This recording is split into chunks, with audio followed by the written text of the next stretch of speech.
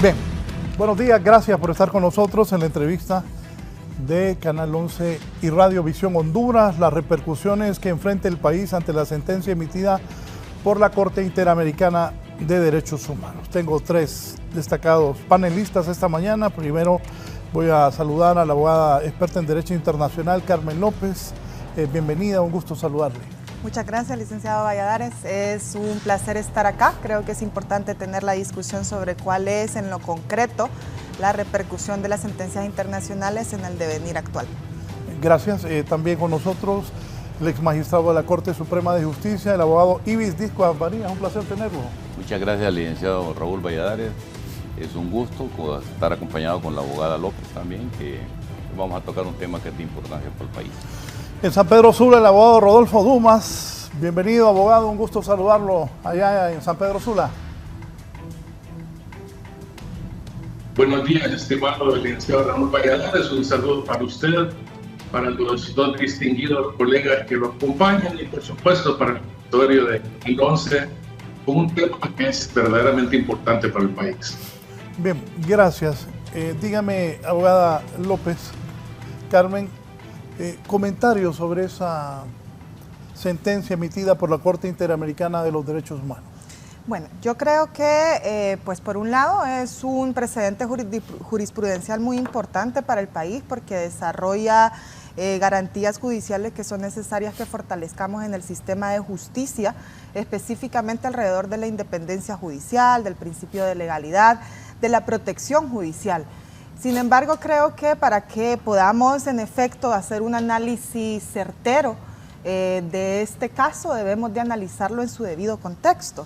Y para poder analizarlo en su debido contexto, también es importante repasar algunos hechos previos a lo que fue este golpe técnico denominado en aquel entonces contra la Sala Constitucional de la Corte Suprema de Justicia en el 2012.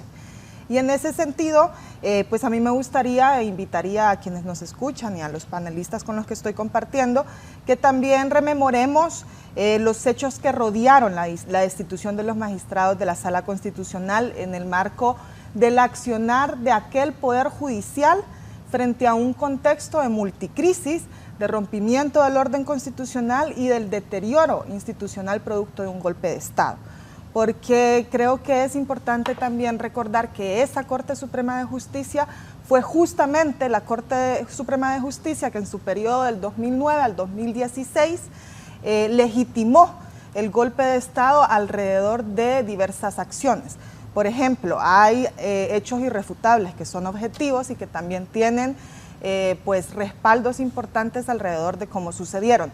Entre ellos sabemos que fue esa Corte Suprema de Justicia, ese pleno, esas autoridades, quienes justificaron el actuar de las Fuerzas Armadas que privaron de libertad al presidente Zelaya en aquel entonces. Y esto se hizo a través de distintas formas.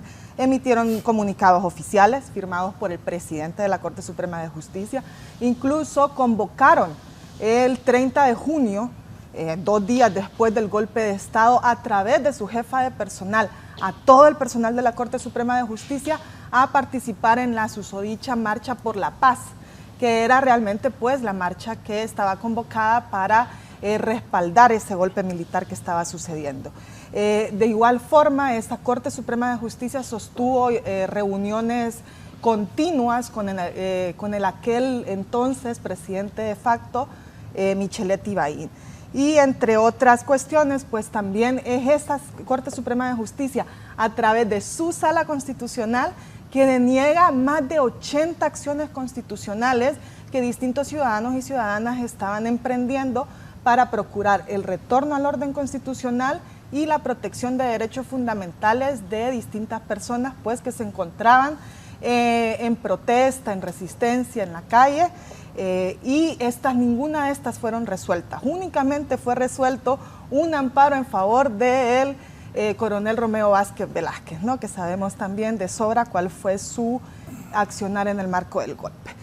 Y en ese sentido, pues yo creo que también tenemos un precedente previo relacionado con esta sentencia de la Corte Interamericana de Justicia, que es la sentencia del caso López Lón versus Honduras, que la Corte Interamericana de Justicia también dictó su sentencia en el 2015.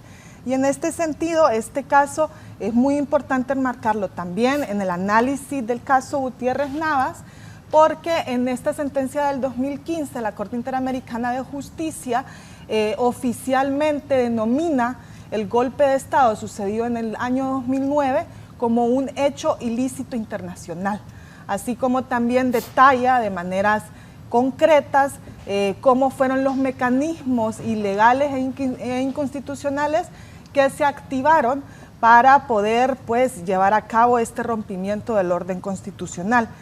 Asimismo, pues caracteriza una serie de violaciones de derechos humanos que se dieron en el marco del principio del gobierno de facto y posterior a este. Entonces, en ese sentido, Raúl, a mí me gustaría poder pues leer una partecita de esa otra sentencia del año 2015 que establece que las 4 presuntas víctimas en aquel entonces eran 3 jueces y una magistrada. 3 jueces de sentencia y una magistrada de la Corte de Apelaciones de San Pedro Sula. En este caso, pues, lo que fue el razonamiento de la Corte fue hasta dónde está el límite de la libertad de expresión y de los derechos de participación política que tienen los jueces y las juezas en el marco de una situación así de excepcional y lamentable como el rompimiento del orden constitucional. Y en ese sentido, la sentencia dice que conforme al derecho internacional y las propias determinaciones de los órganos de la OEA, las actuaciones de estas presuntas víctimas sí gozaban de legitimidad internacional, al contrario de las actuaciones que estaban emprendiendo los representantes del gobierno de facto. Por consiguiente, este tribunal entiende que las actividades desarrolladas por las presuntas víctimas durante esta ruptura inconstitucional constituían no solo un derecho, sino que un deber de parte de la judicatura por defender la democracia.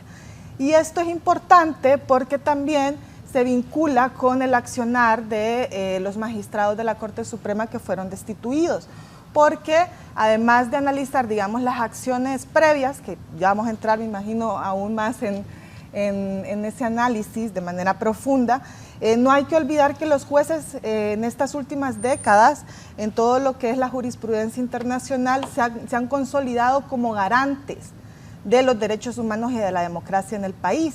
Eso implica que deben de ser, de una u otra forma, las personas que encarnen los límites y la salvaguarda precisamente de esta intromisión de otros poderes del Estado en lo que es el debido desarrollo de la judicatura. ¿Y por qué es tan necesario enmarcarlo en este amplio contexto? Porque la sentencia interamericana de ahora aborda algunas pretensiones de derecho que también fueron abordadas en el 2015 y nos permite también poder analizar todas esas pretensiones de derecho del caso Gutiérrez Navas en perspectiva histórica, porque, por ejemplo, todo lo que son las violaciones al derecho del principio de debida legalidad, a lo que es la protección judicial, las garantías judiciales, continúan siendo un motivo de controversia en cuanto a su garantía en la actualidad. Y además podemos ver también cómo, tanto en el contexto reciente del golpe de Estado como en el contexto del 2012, que es donde destituyen a estos magistrados, la independencia judicial termina siendo este elemento de suma importancia para que podamos atrevernos siquiera a decir que existe un Estado de Derecho. Sí. Abogado, la interpretación suya, ¿qué es esa sonrisa? Cuénteme. Bueno, viendo a la colega López, que ha hecho toda una explicación acerca de lo del golpe de Estado, yo creo que hay temas mucho más importantes. Yo quiero referirme exclusivamente a la sentencia dictada por la Corte Interamericana de Justicia, exclusivamente en algunos motivos. Entiendo, no conozco la totalidad de la sentencia, solo lo que se ha puesto en conocimiento del público, de que hay 1 o 2 votos motivados ahí, porque es importante saber cuál es la motivación de estos votos. Yo creo que aquí debemos de enfrentar una cuestión, que si los poderes del Estado no solo deben de coordinarse entre ellos, sino que no hay ningún poder del Estado que esté sobre los otros poderes del Estado. Lo que debe haber es una perfecta relación y coordinación entre ellos. ¿Qué es lo que sucedió en el pasado con esta sentencia? Que uno de los poderes del Estado, como es el Poder Legislativo, fuera de las atribuciones que le da el artículo 205, mancilló una disposición de esta, y que esto es lo que ha visto la Corte Interamericana de Justicia, y sobre eso se ha pronunciado. El tema es si otro poder del Estado puede influir para que inciten a la separación de magistrados de la Corte Suprema de Justicia o no. La Constitución de la República ya da remedios para poder deducir la responsabilidad sobre estos funcionarios que no están cumpliendo. En esta ocasión, como vi el voto particular de Antonio Rivera Callejas, él votó en contra, aunque la motivación que él expuso era sobre si era una resolución o sentencia, pero no se estaba pronunciando sobre el fondo de la esencia, si tenía atribuciones el Congreso para separarlo de esa manera sin seguir un procedimiento que ya lo establece la ley. Y la ley ya establece un procedimiento, porque los magistrados no son nombrados ahí por los 7 años. Si tienen responsabilidad, se les puede deducir responsabilidad, como cualquier otro alto funcionario de la República. Yo creo que debemos de enfocarnos sobre este tema, que es el electoral, sobre el tema jurídico, para que no vuelva a suceder. Porque aquí ya se han dado hechos, es decir, hechos recientes. En el caso del tribunal, el Consejo Nacional Electoral quitó una persona que iba a elección, que fue elección, que quedó de regidor y lo quitó y pusieron otro que ni tan siquiera fue elección. El otro es si el Poder Judicial está cumpliendo con lo que la Constitución manda, que dice que es el Pleno el que debe tomar las resoluciones. Yo creo que son temas importantes de donde hacia futuro puede haber una acción de repetición contra estos funcionarios que tomaron decisiones fuera del marco de la ley. Abogado Dumas, sus consideraciones iniciales. Bueno, buenos días. Me parece que la abogada Carmen Aidel López ha hecho un relato bastante extenso, bastante completo de todo el contexto bajo el cual pues se desarrollaron estos magistrados que fueron destituidos de manera ilegal y arbitraria. Pero también hay que tener el contexto inmediato previo a esa destitución. Y ese contexto es el que precisamente está de alguna manera relatado muy minuciosamente en la sentencia de la Corte Interamericana de Derechos Humanos, y tiene que ver precisamente con lo que señalaba el abogado Iscua, la interferencia de otros poderes del Estado en el Poder Judicial. Es claro que el presidente Lobo y el ahora reo Juan Orlando Hernández influyeron de una manera indebida en lo que era el Poder Judicial, específicamente con relación a 3 o 4 casos que fueron sometidos a su conocimiento, y es precisamente eso lo que valora la Corte Interamericana en su sentencia. Ahora, hay que tener mucho cuidado con un tema. En este caso en particular, el Estado de Honduras se allanó a la demanda, es decir, aceptó prácticamente todos los temas que fueron alegados por los reclamantes, a excepción de uno, que fue el tema de la integridad personal, en la cual el Estado también incumplió y por lo cual fue condenada. Básicamente eso de la integridad personal tenía que ver con las denuncias que en su momento presentaron los magistrados destituidos ilegalmente a través de diferentes medios, pero que no lo hicieron en el Ministerio Público. Y ese era el argumento principal del Estado para decir que ellos no habían actuado debidamente en denunciar esas supuestas agresiones, amenazas, persecuciones, etcétera. Sin embargo, la Corte valoró que el Estado, al aceptar que tenía conocimiento de esos hechos, debió haber actuado de oficio para proteger la integridad de estos magistrados. Ahora, es importantísimo lo que señala la abogada López en cuanto a la libertad de expresión, y efectivamente este nuevo fallo tiene alguna incidencia en materia de libertad de expresión, pero por sobre todo en cuanto a la separación de poderes. Creo que esa es la lección más importante que nos deja, y sobre todo yo compartí con la producción una parte de la sentencia que es importante que la compartamos con el público para empezar a entender, por ejemplo, lo que es el principio de control de convencionalidad, que es algo que nosotros los abogados insistimos permanentemente cuando se aprueban leyes en el país, y que vemos que ese control de convencionalidad no se está ejerciendo de parte, por ejemplo, del Poder Legislativo. Pero la Corte Interamericana en este fallo hace un llamado de atención muy particular al Estado de Honduras en cuanto a la obligación que tiene, no solo en el Poder Legislativo,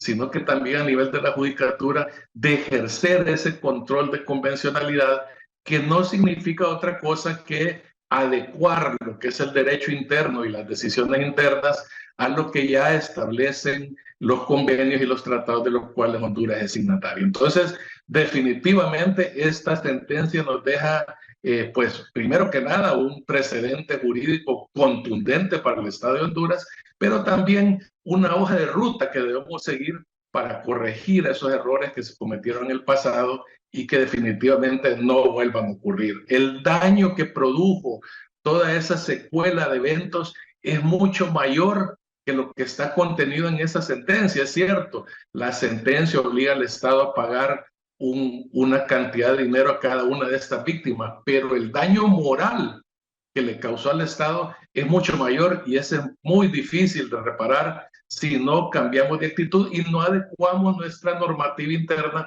precisamente a esos estándares internacionales que la Corte ha señalado con absoluta claridad. Sí, en un momento ya los muchachos van a tener eso. ¿Qué repercusión deja para Honduras esta sentencia? Pues sobre todo continuar en el ojo internacional como un Estado que no cumple con su deber de convencionalidad, como lo planteaba el abogado Dumas. Creo que hay una tendencia más democrática alrededor del cumplimiento de las sentencias del sistema interamericano en la región, que en especial en Centroamérica y en Honduras, pues no hemos logrado mantenernos en ese mismo nivel o en esa voluntad estatal de poder hacer constitucionales y de poder aplicar o más bien adaptar a nuestro derecho interno toda esta normativa internacional garante no solo de los derechos humanos individuales, sino que de la democracia y del bien común de la colectividad hondureña. Y en ese sentido, pues, y retomando lo que planteaba el abogado Dumas, creo que es necesario definitivamente poder también analizar esta sentencia y lo ocurrido en el 2012 con esa ilegal destitución de los magistrados, a la luz también de lo que recientemente hemos podido observar también con mucha vergüenza en el juicio llevado a cabo en Nueva York. En el juicio llevado a cabo en Nueva York contra el expresidente Hernández, pudimos observar cómo se trazó ese camino de cooptación institucional, de resquebrajamiento del Estado de Derecho para hacer del Estado básicamente un narcoestado, ¿no?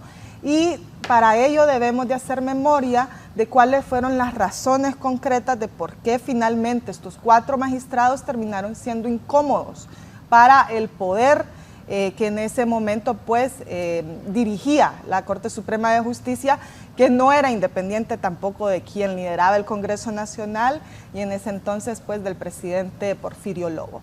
Y pues algunas de las acciones concretas que la sentencia menciona, como los hechos previos que motivaron esta destitución ilegal, fue, por ejemplo, la declaración de inconstitucionalidad del decreto de las REDs en aquel entonces.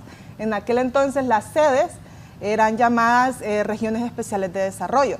Y justo ese pleno, bueno, específicamente la Sala Constitucional, en octubre de ese mismo 2012 declara inconstitucional el decreto que crea las regiones especiales de desarrollo en el 2011.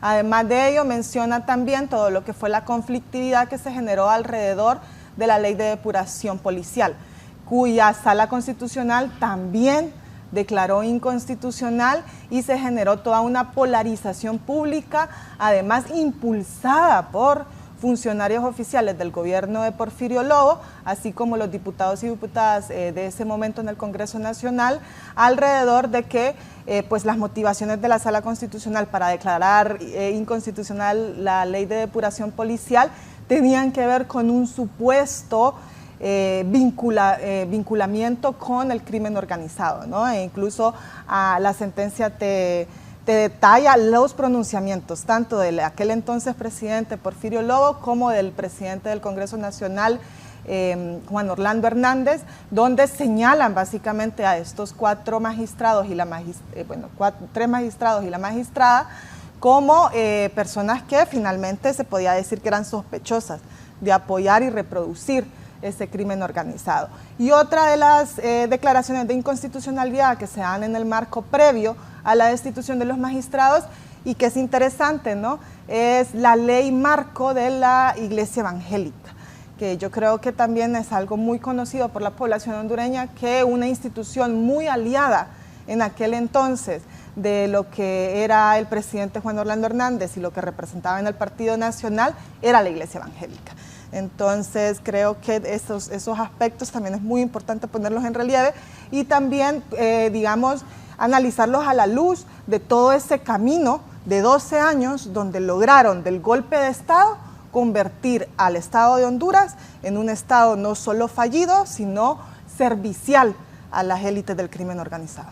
Para usted, abogado, ¿las repercusiones para el país? Sí, no solo va a ser una repercusión económica, sino que es una repercusión que si aquí se respeta o no el Estado de Derecho. Esas son las dos cuestiones importantes. La económica, pues aquí se gasta mucho más de lo que podemos establecer, pero sí es un tema de seguridad jurídica.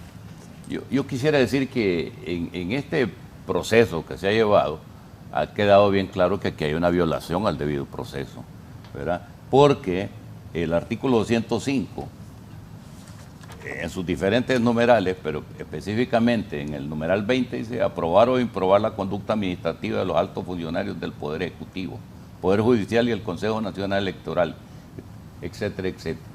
Y eso lo remite al artículo 234 constitucional, que ya les dice que para poder separar un alto funcionario de esa naturaleza, no necesariamente para mí es haberlo denunciado en el Ministerio Público. Basta proceder al juicio, establecer un juicio político. Y en este juicio político se establecen las bases por si una persona, su conducta no es apropiada para poderlo separar del cargo. No es que sean inamovibles, claro que todos los funcionarios pueden ser movidos, pero hay que seguirles el debido proceso, cosa que no sucedió ahí. Yo decía en la última intervención que tuve aquí, que el problema es que aquí cree que las cosas van a pasar y no pasa nada. O sea, pasa de todo y no pasa nada. Y los ejemplos los tenemos ahora. Aquí pasa de todo y no pasa nada. Se nombran fiscales sin seguir los procedimientos adecuados. Se nombran magistrados y después se dan cuenta que estuvieron involucrados en problemas. ¿Por qué? Porque no se siguen los procesos debidos. Y todo lo que aquí hay es una cooptación de los altos políticos para poner a la gente que sea más adepta, los más serviles. La gente aquí no tiene ética, con sus raras excepciones usted va a ver funcionarios que solo agachan la cabeza, pudiendo usar el derecho para cosas positivas, lo que hacen aquí, se vuelven gente servil a los poderes del Estado. Yo creo que eso no debe suceder. Y los ejemplos están recientemente, ¿por qué? Porque el poder absoluto estaba concentrado en una persona y los resultados ya los tenemos. Y van a venir más resultados. El problema es que aquí no entendemos de que hay problemas y todavía queremos seguir en lo mismo. Y eso no puede ser. Eso no puede ser. Para usted, abogado Dumas, las repercusiones, bueno, usted que está relacionado en la parte internacional, para el país, ¿cuáles van a ser? No sé. Como lo decía antes, más allá del daño material que ha dejado esta sentencia, se genera un daño moral, un daño a la imagen del país, nos exhibe como un Estado que no respeta la institucionalidad, que no respeta el debido proceso, que no respeta el Estado de Derecho. Y eso es algo que tenemos que cambiar. Evidentemente en Honduras, durante esa terrible década, pues se debilitó lo que es la cultura de legalidad en el país. Hubo una intención manifiesta de poner todos los entes del Estado al servicio de un grupo particular, que ahora sabemos, se ha confirmado, que era un grupo que estaba dedicado a actividades criminales, de las peores que uno se puede imaginar. Entonces, definitivamente esto es una terrible mancha para la imagen nacional en todo sentido, desde el punto de vista eminentemente jurídico, y obviamente genera una preocupación terrible para lo que son los esfuerzos que hace toda la nación por salir adelante en materia económica. Recuerde usted que estos casos pues tienen trascendencia internacional, son utilizados por los diferentes países de la región precisamente para estudiarlos, para entenderlos, para ver qué es lo que cada una de estas naciones tiene que hacer para evitar ese tipo de problemas. Entonces, ciertamente eso trasciende también a los ámbitos empresariales. Obviamente es difícil que un empresario del mundo que tiene opciones de invertir en varios países se decida por un país donde la estabilidad jurídica y la seguridad del entorno empresarial no es adecuada. Entonces, obviamente esto genera un impacto terrible desde ese punto de vista. Es importante en todo caso que el Estado y sobre todo la administración actual entiendan estos mensajes. Son mensajes claros, contundentes, de que nuestra actitud, nuestro comportamiento debe cambiar y debe adecuarse precisamente a esos estándares internacionales, porque si no lo hacemos, bueno, pasará el tiempo, tardará mucho, pero la justicia siempre llega, como lo refleja claramente este caso. Obviamente es un trabajo que tenemos que hacer todos como nación, no depende solo del gobierno. Hay mucho trabajo que hacer, inclusive de los medios de comunicación, ya que usted lo menciona, porque hay que revisar eso, licenciado Valladares. ¿Cuál fue la actitud, el comportamiento, la capacidad que tuvo la prensa nacional de atacar en su momento esas decisiones que eran equivocadas? Yo recuerdo claramente ese 12 de diciembre del año 2012, mucha gente guardó silencio. Entonces tenemos que hacer una reflexión profunda, todos, nadie está exento de esto, de cuáles fueron esos errores que cometimos en aquel momento para de nuevo enmendarlos y que no vuelva a ocurrir. Recuerde usted que todos los gobiernos, todos son iguales en todo el mundo, tienen esa tendencia a tratar de concentrar el poder. Y esto nos ha dejado esa lección valiosa de que la concentración de poder siempre termina siendo nefasta para el pueblo, para la sociedad. Entonces, son precisamente esas lecciones las que tenemos que asimilar, que tenemos que digerir para evitar incurrir nuevamente en esos errores históricos que ha tenido Honduras en todo el pasado reciente. Bien, voy a hacer una pausa. Al retorno, la abogada Rosalinda Cruz Sequeira, ex magistrada de la Corte Suprema de Justicia, también participa esta mañana. Bien, continuamos. Con nosotros está vía teléfono la ex magistrada, la abogada Rosalinda Cruz Sequeira. Abogada, sus comentarios luego de ese fallo que les favorece la Corte Suprema de Justicia. Escuchen las declaraciones que ha dado en las últimas horas, también de las amenazas y situaciones difíciles que recibió usted y su familia durante todo ese proceso. Buenos días, le escuchamos. Buenos días, Raúl. Los saludo cordialmente, igualmente al panel que está, donde está el doctor Ibis Biscua, los abogados que integran el panel. Pues realmente la sentencia dictada el día de ayer nos concedió la justicia que durante 11 años habíamos estado esperando, debido a la destitución arbitraria y ilegal que se produjo el 12 de diciembre del año 2012. De manera que creemos que la sentencia realmente nos ha hecho justicia. Sí lleva implicaciones para el Estado de Honduras, pero eso se debió a las acciones completamente fuera de ley que se produjeron con nuestra destitución. Sí, confió siempre que esa resolución les iba a favorecer, y también esta sentencia, ¿qué debe dejarnos como lección a los hondureños, a los diputados, al Congreso Nacional de la República, a los magistrados? Porque cuando fuimos a pausa hablábamos con los abogados aquí presentes de que mucha gente está preguntando, ¿y las sentencias que emitieron quienes los sustituyeron a ustedes, cómo quedan? ¿Consideraciones sobre eso? Sí, con mucho gusto. La sentencia se produce y fue producto de un trabajo muy delicado, con con aportación de pruebas documentales, testificales, de técnicos legales e incluso médicos, para comprobar todo el acervo de violaciones que se produjeron en este caso. Las principales violaciones fueron las que fueron contra la Constitución de la República, en virtud de que el Congreso Nacional carecía de competencia para destituirnos. Lo hizo de una manera abrupta,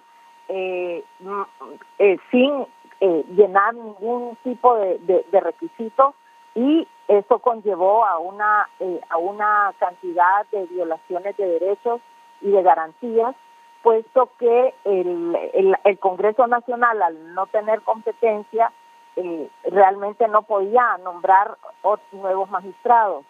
Sin embargo, entiendo que debido a la seguridad jurídica sería muy difícil realmente anular la cantidad de sentencias que estas personas que ilegalmente ostentaron la magistratura, pues sean nulas, sean inválidas. De manera que eso quedó de esa manera.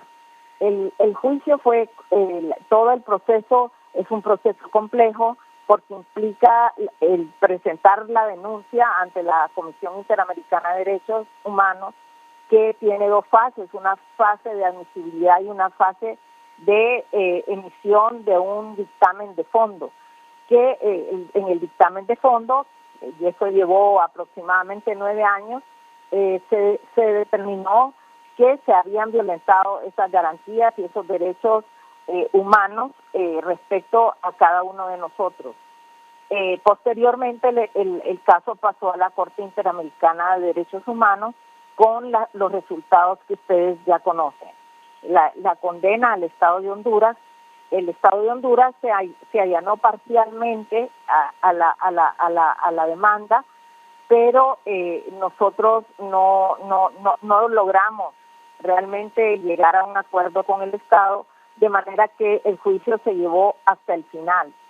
Esa fue una postura nuestra, porque por el hecho de sobre todo que estos hechos y actos no se repitan nunca más, porque fue un atropello total a la Constitución, a las leyes y a nosotros como magistrados y como personas, que llegó incluso a afectar a nuestras familias.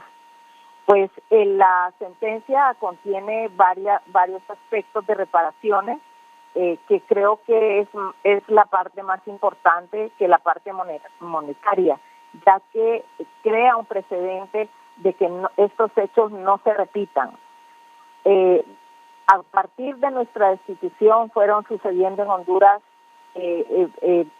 problemas con las instituciones. Después de eso destituyeron al fiscal general, nombraron al fiscal general, que era el miembro de la Sala de lo Constitucional, que quedó en la Corte y que fungió posteriormente como fiscal general, nombrado en una forma también irregular.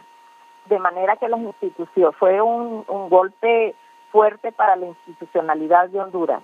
Creo que el fallo conlleva una serie de recomendaciones para que Honduras se alinee con los derechos humanos, y la presidenta, recordemos que la presidenta de la República en el acto de toma de posesión expresó que la destitución nuestra había sido un acto en el que nos habían perjudicado a los 4 magistrados. Y pues ella el Estado ya inmediatamente ha emitido comunicados estando de acuerdo en los diferentes tipos de reparación que se deben realizar por el Estado de Honduras. Uno de ellos es la revisión de la legislación hondureña para evitar este tipo de violaciones de derechos humanos. Dígame, la Procuraduría General de la República deberá promover acciones contra los diputados que votaron para que ustedes fueran destituidos. bueno, ya esta es una decisión del Estado de Honduras que debe de analizar este hecho. No es un deber del Estado analizar si va a proceder a hacer una acción de esta magnitud. Final, abogada, su reflexión sobre la determinación de la Corte Interamericana y de lo que pasó en el país y lo que viene, que les dan la razón a ustedes, qué deben hacer las nuevas autoridades para beneficio que en el país, como decían aquí los presentes, no sigan pasando este tipo de cosas. Sí, definitivamente, Raúl, estoy de acuerdo con lo que han manifestado los panelistas. Esto es un mensaje real para que se mantenga el Estado de Derecho, se respete la Constitución de la República y la división de poderes. Eso es importantísimo, que se respete, porque cada poder debe ser independiente entre sí y estar alejado de las presiones políticas y de las componendas, para que cada poder del Estado cumpla con las funciones constitucionales que se les asignan. Muchas gracias. La exmagistrada Rosalinda Cruz participando esta mañana. Gracias, abogada. ¿Reacción sobre lo que ella dice? A mí me parece muy importante lo que nos compartía la magistrada Rosalinda, la exmagistrada, sobre todo porque creo que también es importante humanizar estos casos y saber que las víctimas detrás de ellos pues tienen una grave carga material, moral, personal, familiar, cuando sus derechos fundamentales se ven violentados de esta forma.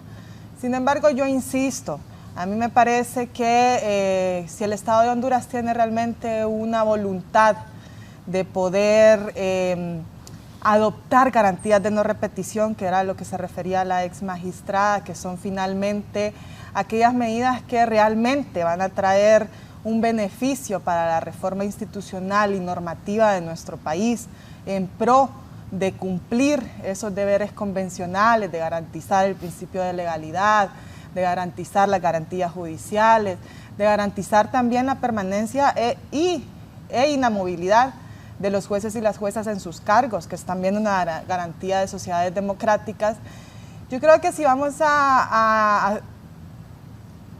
digamos, a asumir ese debate de manera pública, también debemos de contextualizarlo, porque justo alrededor de la acción de repetición hay distintos juristas, y yo me considero parte de estos, que también en aquel entonces, en el 2015, cuando el Pleno de la Corte Suprema de Justicia, que también está conformado por esa sala constitucional que lamentablemente fue destituida, vio el caso de estos 3 jueces y la magistrada que únicamente realizaron acciones en defensa del Estado de Derecho a través de sus principios democráticos, a través de su convicción por un país mejor, estos fueron ilegalmente destituidos.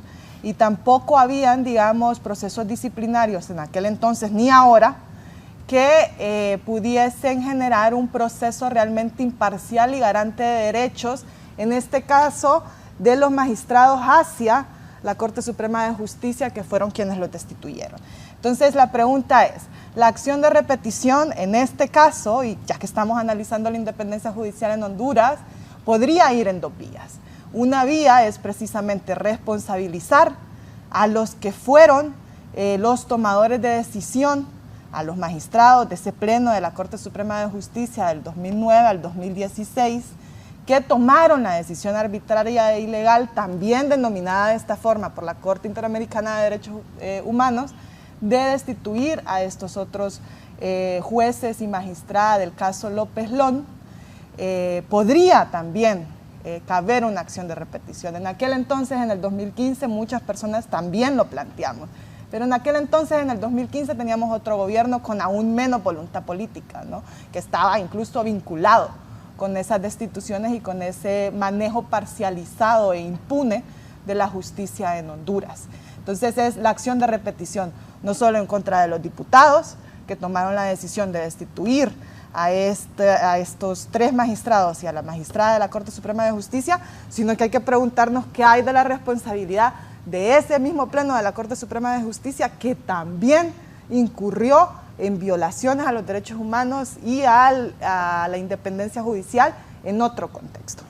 Me dice aquí un amigo suyo, abogado, me dice, ¿puede la actual Corte Suprema de Justicia emitir un fallo ratificando todos los fallos emitidos después que se destituyeron esos magistrados para que no queden en el aire esos fallos, lo que platicamos? ¿Sabe quién pregunta? Gianni Rosenthal. Muchas gracias. Mire, yo creo que eso no es necesario. Los fallos que dictan las Cortes es ex nunc, o sea, de ahora en adelante, no de ahora para atrás. ¿Se imagina la crisis de gobernabilidad o de manejo de recursos que tendríamos nosotros si tuviéramos que revisar todos fallos para atrás? Por eso, sabiamente se dispone que los fallos, el efecto de los fallos, que así es desde que se dictó la sentencia en adelante. Ese es un punto que quería señalar.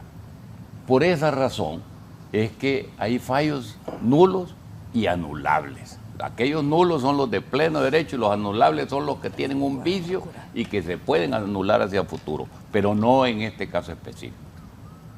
Yo quería referirme a la repetición. Nosotros no tenemos ningún precedente de acciones de repetición donde la Procuraduría General de la República, que es la que está en la obligación de ejercer la acción, basta tener la certificación de ese fallo y ejercer la acción de repetición. La Procuraduría está en obligación. Está en obligación, no es que si quiere o no quiere, no, ese es uno de los deberes que él debe de cumplir. O sea, hoy deben empezar ellos ya. Lo pueden hacer, solo piden una certificación y se van al Congreso, sacan una certificación, los que votaron a favor o votaron en contra, y desde ese momento pueden establecer una acción de repetición, que por cierto aquí no hay ningún precedente de la acción de repetición. Solo algo, abogado Dumas, ¿está de acuerdo con lo que dice el abogado Discua?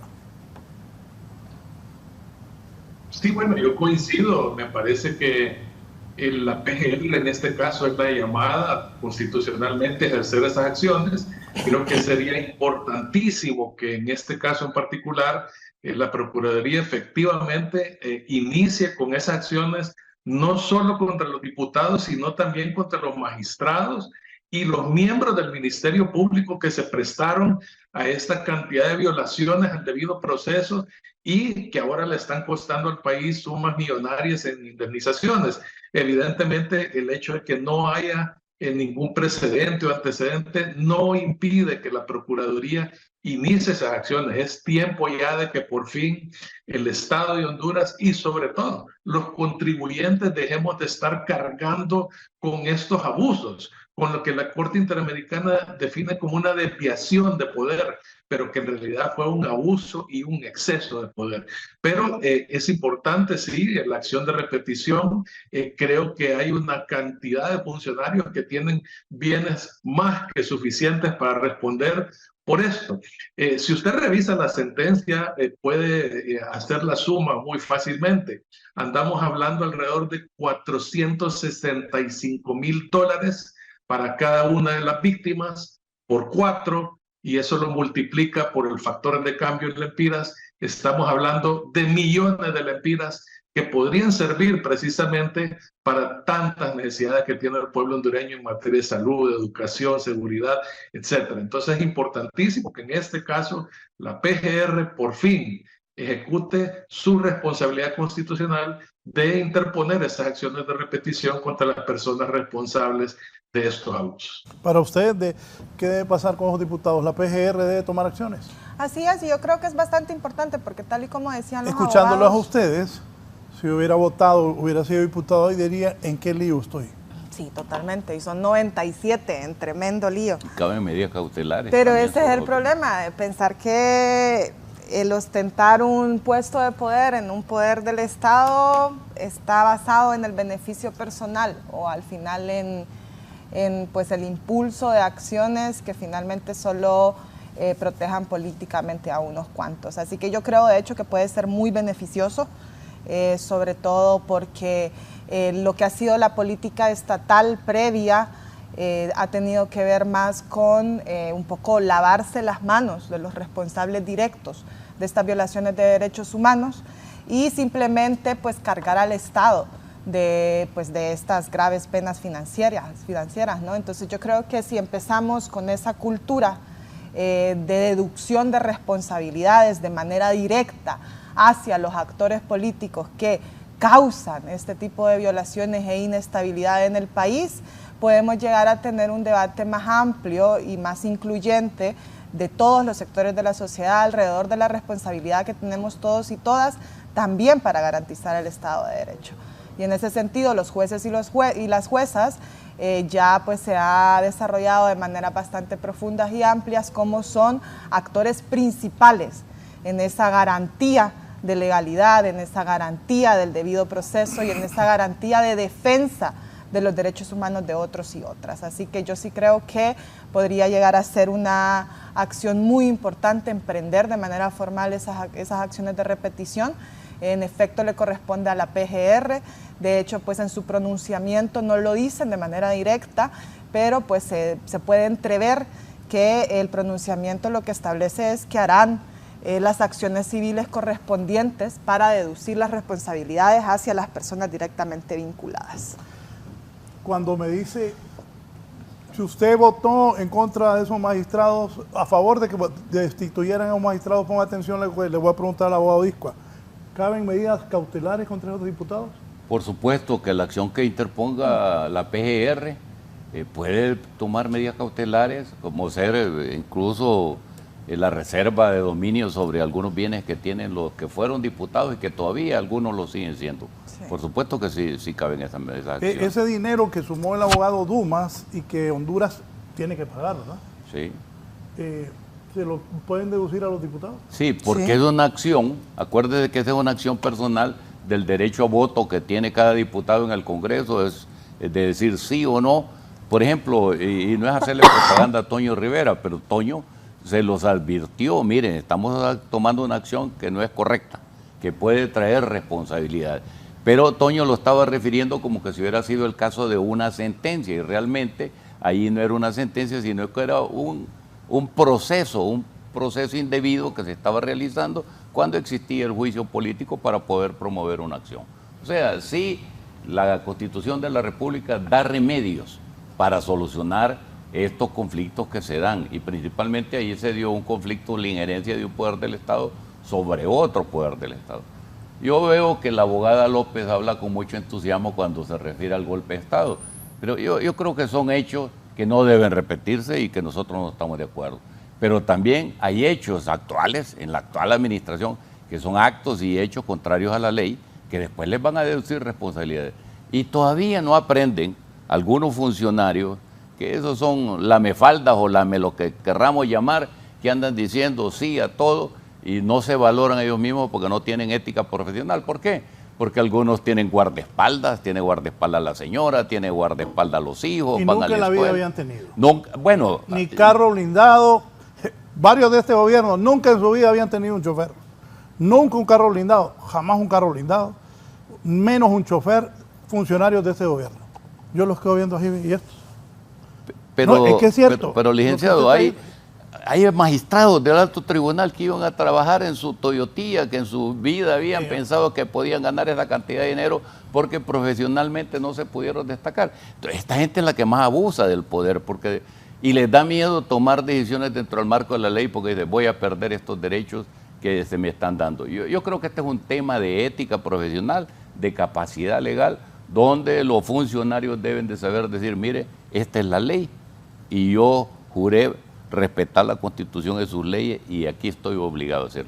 El resultado de todos estos hechos, incluso de los juicios y los que están por venir, es precisamente el abuso de poder, la concentración de poder en pocas personas.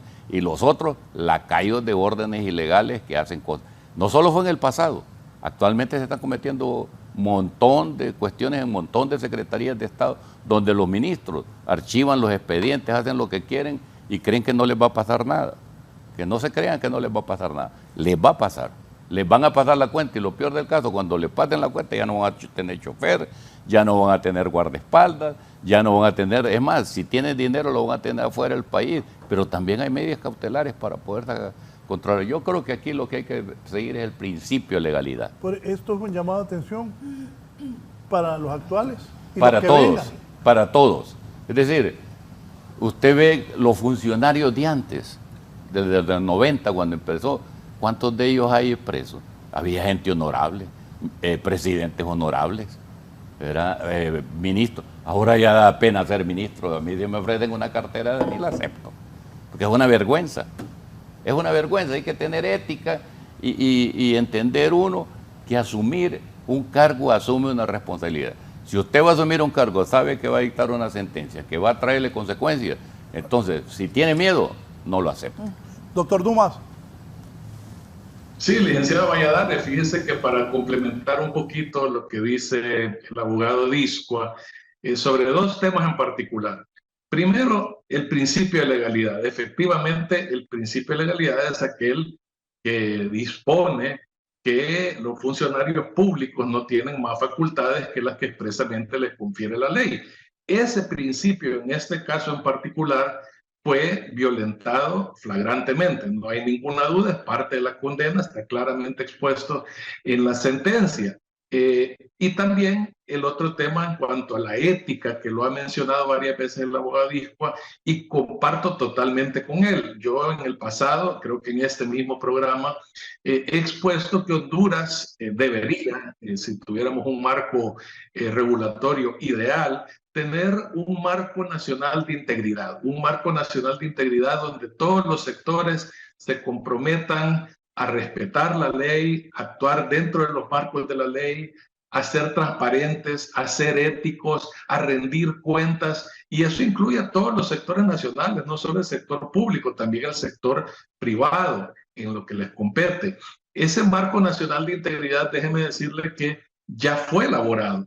Fue elaborado por la Secretaría de Transparencia y Lucha contra la Corrupción y se denomina Estrategia Nacional de Transparencia y Anticorrupción de Honduras, ENTA. Es un documento que fue elaborado por la Secretaría con la cooperación de las Naciones Unidas, específicamente la Oficina de Lucha contra las Drogas y el Delito, y que lo único que falta para que entre en vigencia y en aplicación es que lo apruebe el Consejo de Ministros. La pregunta es, ¿qué tanto tiene que hacer el Consejo de Ministros, que tiene más de un año de tener ese documento, esa herramienta valiosa a disposición, que no lo aprueba? Esa aprobación de ese marco, de ese instrumento, sería un paso importante para Honduras en construir ese marco nacional de integridad que comprenda a todos los poderes del Estado, a todos los organismos del Estado, a todas las entidades públicas y privadas del país, en un marco que sirva precisamente para prevenir, más allá de atacar estos temas de corrupción, de abuso de poder, en lo cual creo que se ha hecho casi de todo ya, pero vemos que los resultados no son buenos. Entonces la prevención como un mecanismo de lucha contra la corrupción y contra el abuso de poder podría ser una herramienta valiosa. Tenemos ese instrumento ahí. Hacemos el llamado, aprovechamos este programa para hacer el llamado a la Presidenta de la República que por fin apruebe ese instrumento. Es un instrumento valioso, muy bien elaborado. Obviamente no va a ser la varita mágica que nos va a solucionar todos los problemas, pero ciertamente proporcionará un instrumento valioso para lograr todos esos objetivos que tenemos en los hondureños en general, que son precisamente un Estado más transparente, más ético, más responsable y que responda a las necesidades de la sociedad hondureña. Abogada López, sobre lo que dijo el abogado Discoa, me decía. Sí, un par de observaciones. Yo creo que es importante que no hagamos comparaciones fuera del lugar, ¿verdad? Yo creo que la crítica alrededor del correcto funcionamiento, de la correcta actitud de las personas que ostentan cargos públicos en nuestro país es importante. Yo también considero que la ostentosidad no es necesaria, yo también considero que es necesario pues mantenerse entero o entera alrededor de quién sos cuando llegás y quién sos cuando salís, y saber que ese lugar en el poder público es transitorio y pues no permitir que el poder te embelece.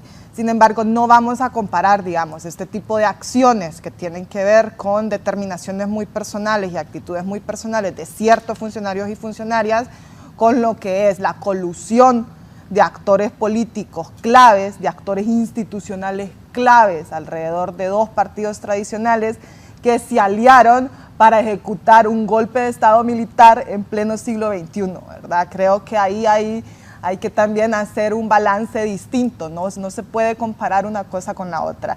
Y en ese sentido eso me lleva al siguiente punto, que es que estamos en un contexto en el que permanentemente nos están diciendo los hondureños y las hondureñas que lo que sucedió durante el golpe de Estado, que lo que sucedió en momentos históricos previos al que estamos actualmente en nuestro país, no debería de ser lo central, que no es lo más importante, que finalmente ya pasó, ¿no? Que es tiempo de olvidar y soltar.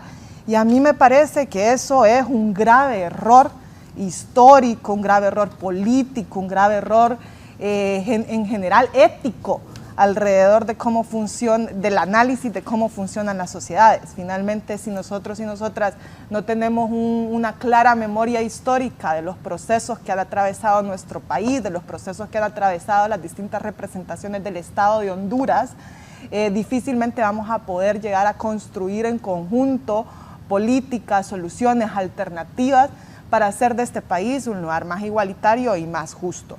Y en ese sentido, tenemos una deuda pendiente alrededor de la deducción de responsabilidades de las personas que fueron clave para ejecutar ese golpe de Estado. Y en la medida de que el Estado de Honduras no cumpla con esa deuda histórica, que también está retomada por organismos internacionales, que también está retomada por la Corte Interamericana de Justicia, que también ha sido retomada por distintos actores importantes a nivel interno e internacional, es muy difícil que vengamos y planteemos la construcción de un mejor Estado de Derecho y de la preservación de la independencia judicial en el vacío, ¿verdad?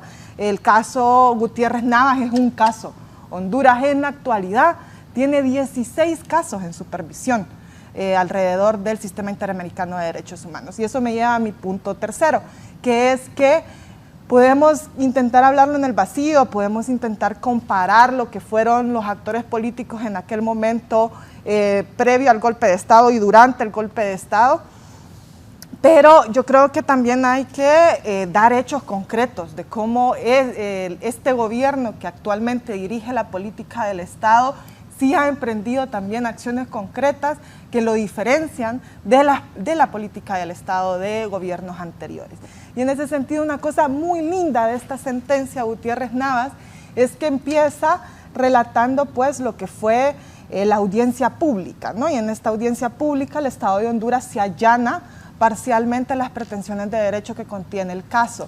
Y una de las fundamentaciones que hace en la sentencia es precisamente retomar las palabras de la presidenta de la República, Xiomara Castro, que el 27 de enero, en su toma de posesión, ella incluso habla de esta destitución ilegal y arbitraria de estos 4 magistrados de la Corte Suprema de Justicia como un factor determinante para poder avanzar en la venta del territorio hondureño a través del proyecto de la sede. Y luego hacen, pues digamos, toda su valoración jurídica alrededor de los elementos a los que se allanan en el caso. Y en ese sentido, pues creo que hay una clara voluntad política de parte de la administración pública actual, específicamente de la PGR, de tener un abordaje distinto y un abordaje más comprometido con garantizar que el Estado de Honduras y sus instituciones cumplan con los mandatos establecidos en las convenciones y demás compromisos institucionales. Doctor. Sí, gracias Raúl, a los panelistas, el doctor Dumas, la abogada López, por compartir algunos conceptos, algunos los respetamos, ¿verdad? Yo admiro a esa gran nación del norte, los Estados Unidos de Norteamérica, porque tuvo la guerra de la secesión y no vivió lo que nosotros estamos viviendo. Aquello fue más cruento, más cruel, y los estados se pusieron de acuerdo, el norte y el sur se pusieron de acuerdo y así tienen una gran nación. A diferencia de Cuba, que dice que el bloqueo por 60 años los tiene como están, y le ofrecieron un nuevo proyecto, igual que Venezuela y ahora Nicaragua, y no queremos que lo mismo suceda acá. Lo que queremos aquí es construir el país, construir un buen futuro para nuestros nietos, porque a nosotros ya no nos queda espacio para poder ayudar. Tenemos una década perdida con un montón de políticos que se aprovecharon de un montón de cosas y que debemos deshacernos de esa clase política. Yo creo que el reflejo de lo que pasó en Nueva York no se extraña que no se vuelva a repetir aquí. Estamos a un paso que se repite. Así que le doy las gracias, Raúl. Yo creo que esta es una sentencia dictada conforme a la ley. dictada conforme a derecho y que nos debe llamar a la reflexión para que no se hagan cosas fuera del debido proceso. Muchas gracias. Gracias, doctor. ¿Qué ha dicho en los derechos humanos antes de ir a la pausa? Por favor, Elder. Dice el CODE, esta nueva sentencia de la Corte Interamericana de Derechos Humanos contra el Estado de Honduras por la abrupta acción de separación de los 4 magistrados de la Sala Constitucional, la PGR puede hacer la acción de repetición contra quienes aprobaron la separación de estos magistrados en el 2012. Perfecto. ¿Está de acuerdo? Totalmente. ¿Y usted, abogada? También. Doctor Dumas, ¿usted está de acuerdo con lo que está diciendo el CODE? ¿Se habrá ido el otro? No. Bien, vamos a hacer de acuerdo totalmente con lo que dice Don Hugo. Es creo que un clamor popular que la PGR proceda en este caso con las acciones de repetición. Bien, voy a hacer una pausa y continuamos. Me dice un abogado aquí, ¿cuántos del gobierno de Xiomara renunciaron ya? Dijo que el 1 de abril tenía que renunciar todos los que aspiraban o suspiraban, me dice. Aquí está una persona que renunció, era viceministra de Gobernación y Justicia, la abogada, ella va a buscar una diputación por el departamento de Francisco Morazán, ella renunció a su puesto dando el ejemplo, también Rixi Moncada lo hizo el 1 de enero y Salvador Narrala también. Salvador Narrala ayer se volvió a tirar por 4ª vez. ¿Cómo va a ser ese enredo político o jurídico? Bueno, aunque aquí todo se puede, decían que don Ricardo Maduro era de Panamá, fue presidente de Honduras. Elmin Santos era vicepresidente del gobierno de Mel Zelaya y que no se podía lanzar, fue candidato presidencial. Este es el país que todo se puede, desgraciadamente. Una pausa y continuamos. Al que vota. ¿Sabe qué le interesa al que vota? ¿Quién le van a dar? Bien. Abogado Dumas, ¿qué reformas deben haber para que esto, porque internacionalmente esto nos deja muy mal? Internacionalmente, hombre, ahí en Honduras y quitan los magistrados, como que, vamos, quiten a ese, pongan otro. Eso nos deja muy mal. Abogado. Sí, claro, esto es, como les decía, es una mancha en la imagen nacional. Evidentemente, todos, creo que todos, la abogada López, el abogado Isco, usted, los televidentes, sabemos qué es lo que está mal con Honduras. O sea, todos lo reconocemos, sabemos distinguir cuando se actúa dentro del marco de la ley o fuera de él. Sabemos el contexto histórico, conocemos todos los antecedentes, estamos conscientes de que no se deben repetir estos hechos, no solo el tema de la destitución ilegal y arbitraria de los magistrados, sino una cantidad enorme de abusos de poder que han ocurrido en el pasado, pero el tema es cómo corregirlos. O sea, tenemos que tener una claridad absoluta de que estos temas deben corregirse. Sentimos en lo particular que del lado del gobierno de la República existe voluntad, hay mucha voluntad. Usted puede ver inclusive en el tema de percepción de la corrupción cómo se ha mejorado levemente. Hay mucho por hacer todavía, pero se ha mejorado. Entonces el punto aquí es ver cómo todos como nación podemos lograr establecer vías de diálogo para que mediante ese diálogo todos estos temas se vayan subsanando. Evidentemente mucho de eso pasa por el Congreso Nacional. El Congreso Nacional tiene una labor importante, particularmente con esta última sentencia de la Corte Interamericana, donde pues tendrán que aprobarse una cantidad de reformas legales para evitar que esto vuelva a ocurrir. Similarmente, la Corte Interamericana acaba de publicar otra sentencia que tiene que ver precisamente con el tema de libertad de expresión, y es el caso Viteri versus Ecuador, donde la Corte estableció que los funcionarios públicos tienen no solo el deber, sino la obligación de denunciar actos de corrupción, y ese caso en particular es importante porque establece de alguna forma la obligación que tienen los estados de crear leyes que protejan a los denunciantes de buena fe. Eso es un elemento importante en la lucha contra la corrupción y tiene que ver de nuevo no solo con el sector público, sino también con el sector privado, que requiere una ley especial para proteger a los denunciantes. Ahora veo que están compartiendo en pantalla precisamente un segmento que sacamos de la sentencia última del caso Navas contra Honduras, y que tiene que ver con el tema de control de convencionalidad, que se lo mencionaba antes. Aquí la Corte es muy amplia, muy específica en cuanto al ejercicio que debe tener las autoridades de los estados en ejercer ese control de convencionalidad en las normas internas y la Convención Americana. Entonces, son de nuevo lecciones muy importantes que nos deja esta sentencia, que va a haber mucho material para los que estudiamos este tema, pero ese en particular me llamó la atención porque es algo que se viene incurriendo desde hace mucho tiempo.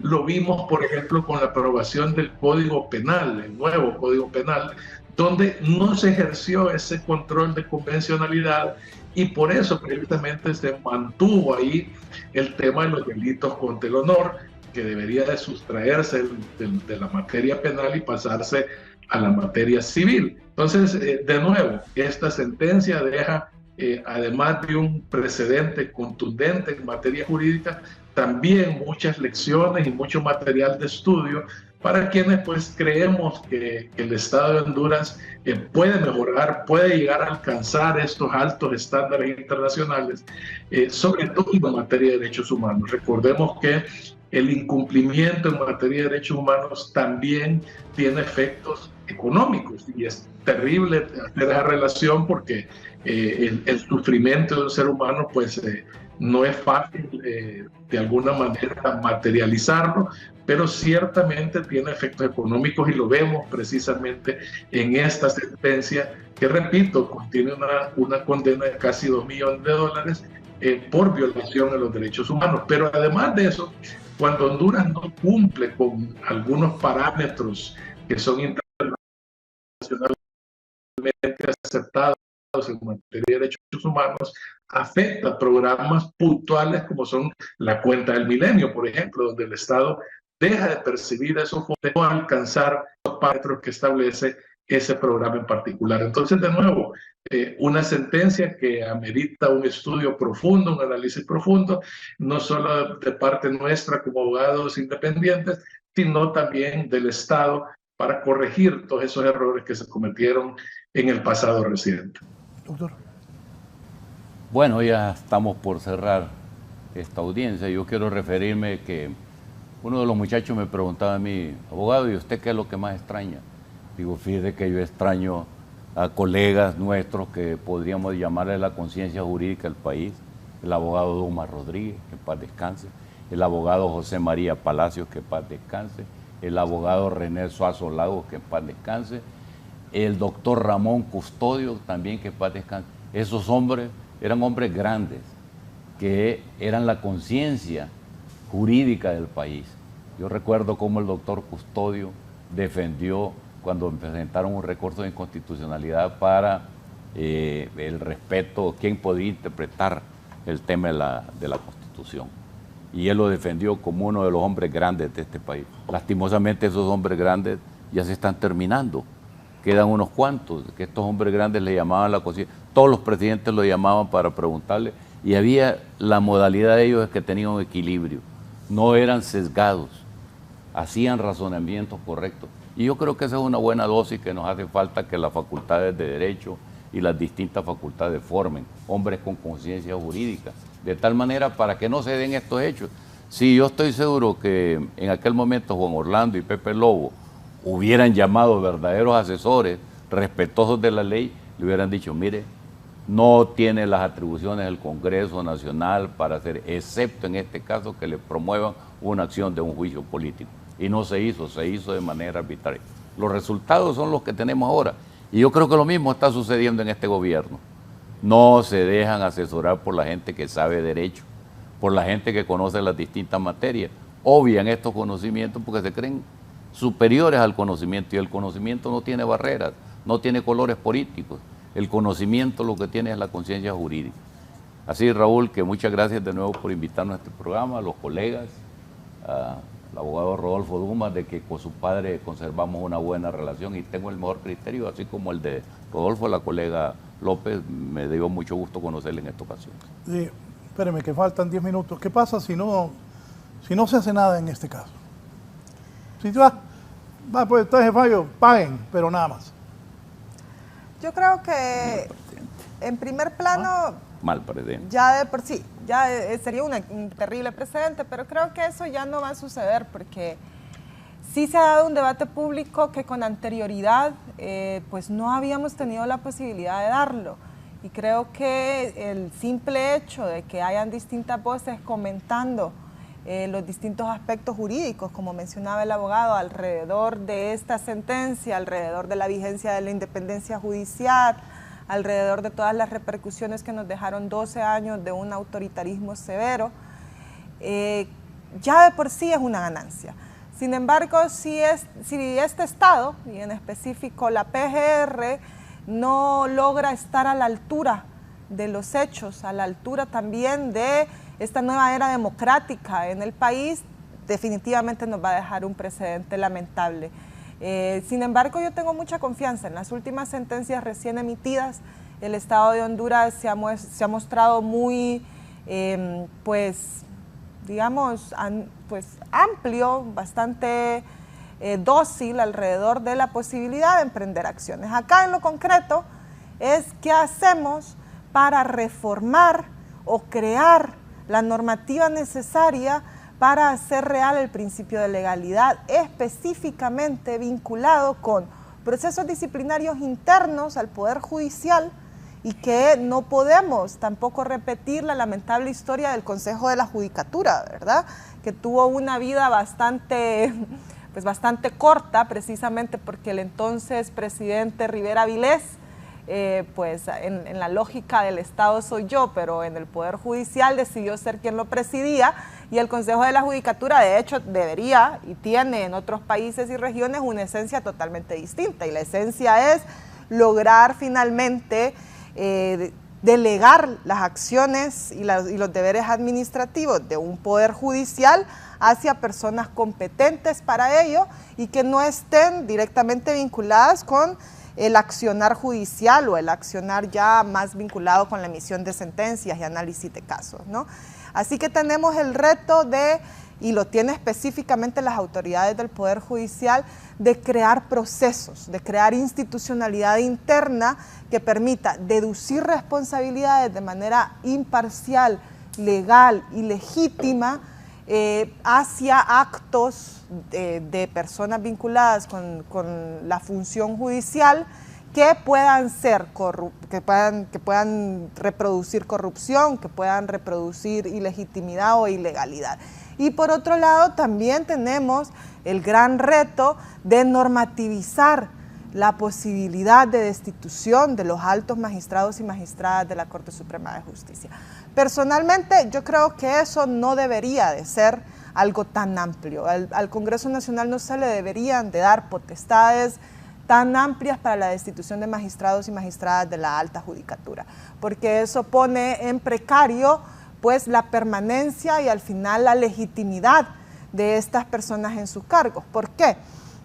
Porque digamos que entonces eso implicaría que se instala una lógica en la que el magistrado o la magistrada, dependiendo de su visión personal e ideológica alrededor del análisis de los casos y de los fallos que emite, pues simplemente se le pueda quitar, ¿no?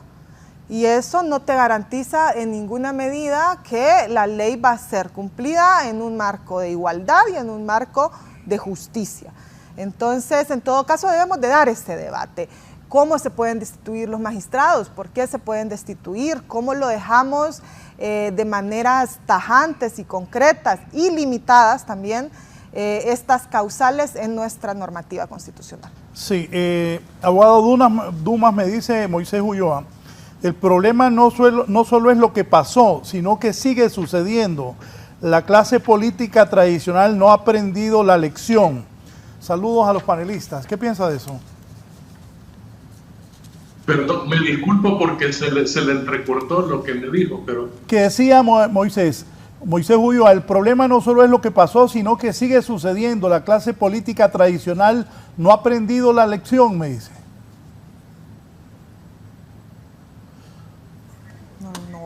No le escucho, perdón. Algo está mal en el internet. Bien, pero sobre eso, ¿qué dice Moisés? Pues yo creo que Moisés tiene razón, todavía se siguen dando violaciones a la Constitución, a las leyes, a los reglamentos, no se respetan, la gente cree que es omnipresente, omnipotente, los funcionarios creen que están nombrados de por vida.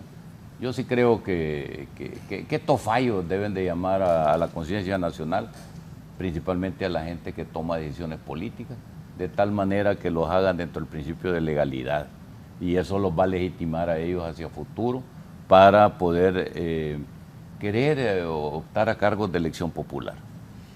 Abogado, ¿y usted qué? Raúl. Sí, lo escuchamos. Sí, es importante resaltar que la sentencia incluye la responsabilidad del Estado de realizar un acto público de reconocimiento de responsabilidad, en este caso en particular. También le concede un plazo prudencial al Estado para adecuar su normativa interna a los estándares internacionales que ya están detallados en la sentencia, y dentro del plazo de un año deberá el Estado rendir un informe al tribunal, es decir, a la Corte Interamericana, sobre todos estos procesos de cumplimiento de la sentencia, que será de alguna forma verificado por la Corte Interamericana dentro de sus facultades. Entonces es importante que el Estado de Honduras efectivamente cumpla con esta sentencia cada uno de los elementos contenidos en la misma, para evitar, digamos, complicaciones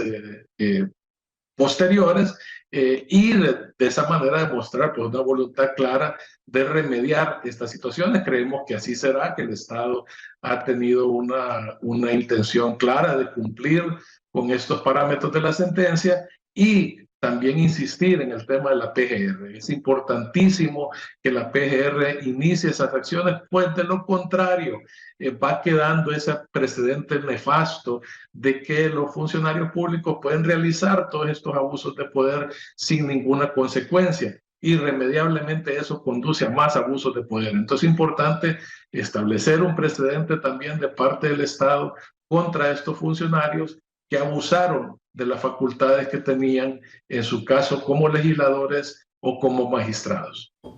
¿Cuánto tiempo tiene el Estado de Honduras para cumplir con esta sentencia?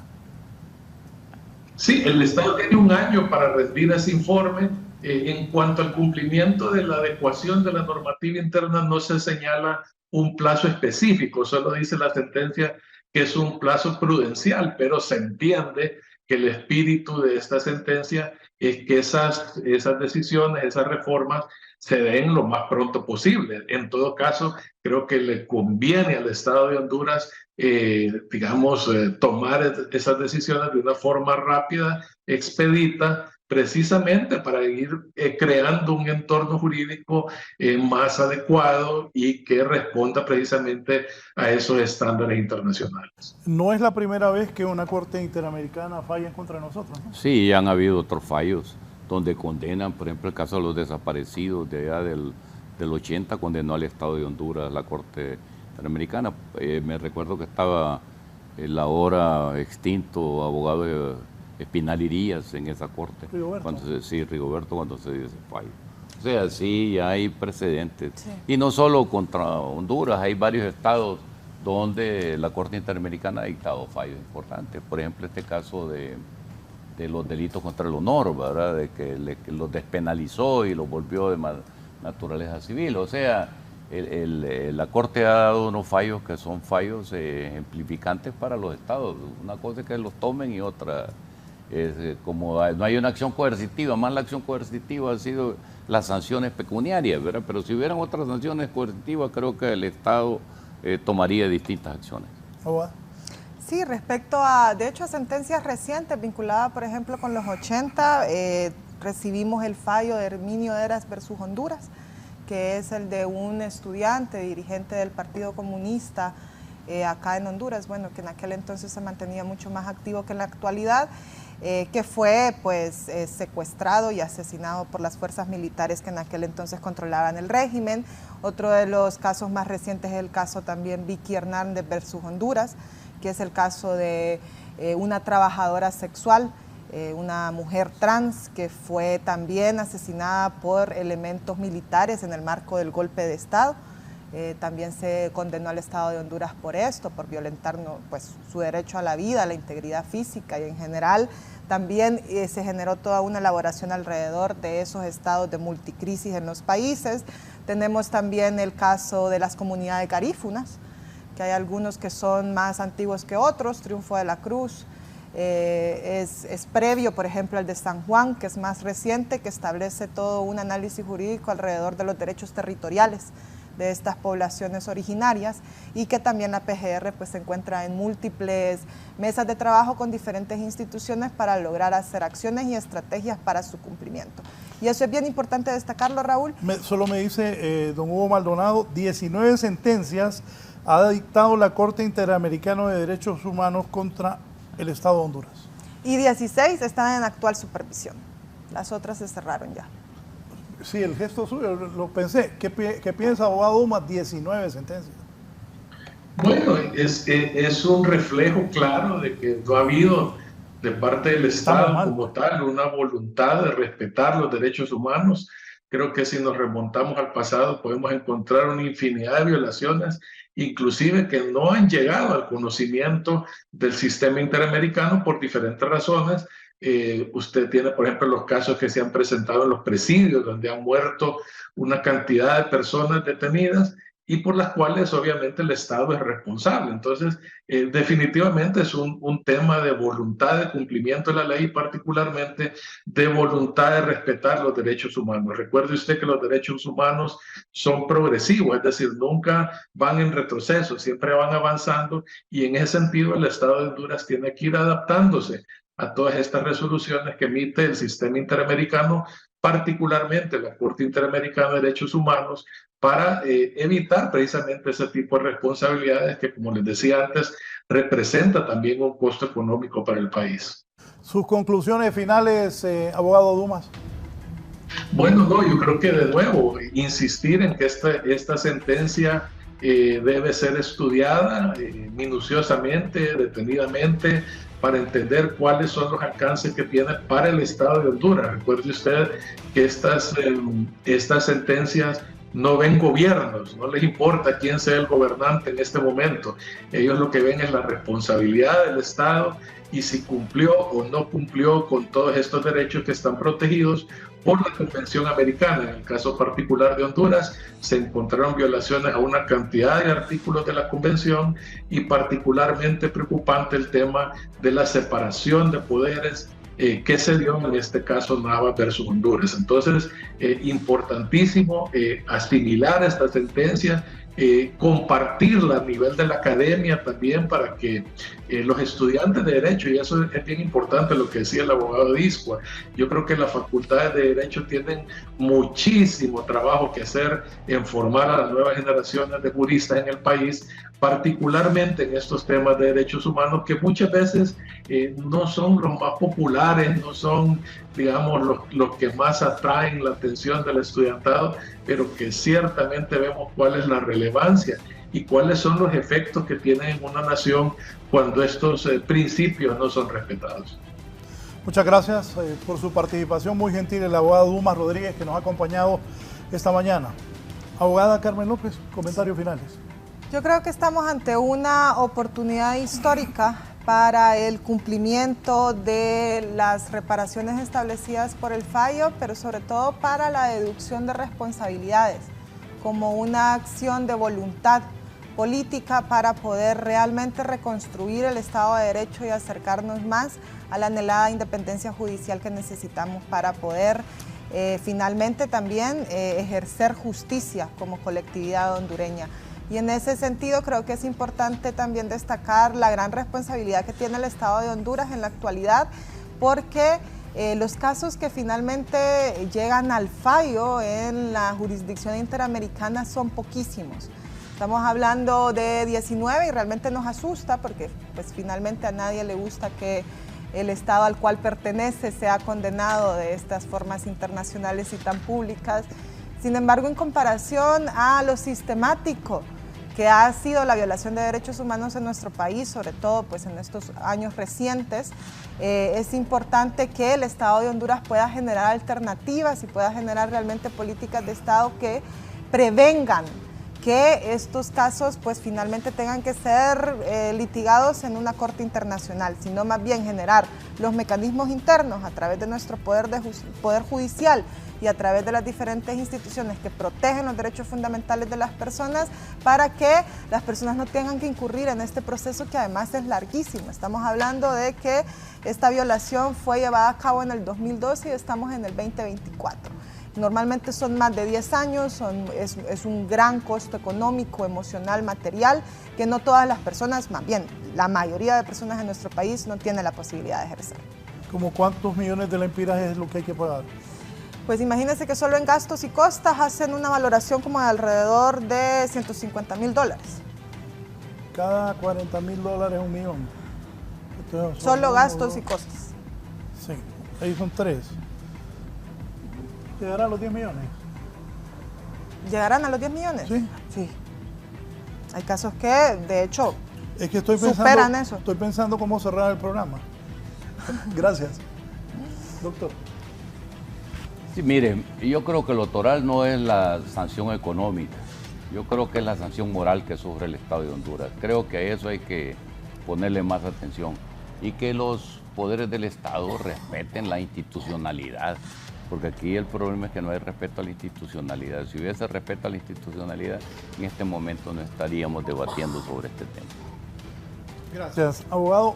Pues estoy de acuerdo con usted que la sanción moral, lo que hablábamos con el abogado Dumas, con usted y con la abogada López, pero aparte de la sanción moral y lo que afecta al país, vamos a ver si las autoridades de la Procuraduría General de la República actúan contra los diputados que votaron porque esas personas fueran destituidas de la Corte.